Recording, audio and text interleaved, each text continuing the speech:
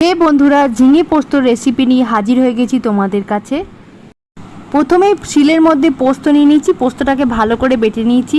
আর এদিকে ঝিঙে আলুটাকে কেটে নিয়েছি। তারপর কড়াইয়ের মধ্যে দিয়ে দিচ্ছি 1.5 চামচ মতো সর্ষের তেল, তারপরে 1/2 চামচ পাঁচফোড়ন আর ঝিঙেটাকে দিয়ে দিচ্ছি। ঝিঙেটা দেওয়ার পর আলুটাকেও দিয়ে দিচ্ছি, নিয়ে পরিমাণ মতো নুন দিয়ে দিচ্ছি, নিয়ে ভালো করে নেড়ে নিচ্ছি।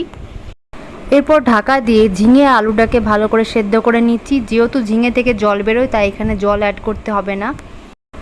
এই দেখো ঝিঙে আলুটা ভালোভাবে সেদ্ধ হয়ে গেছে। এরপর পোস্তটা দিয়ে দিচ্ছি আর পোস্ত ধোয়া জলটাও দিয়ে দিচ্ছি। এখানে নুনের পরিমাণটা আমার কম লেগেছে তাই একটু নুন দিয়ে দিচ্ছি। ভালো করে ঢাকা দিয়ে কিছুক্ষণের জন্য ফুটতে দিচ্ছি।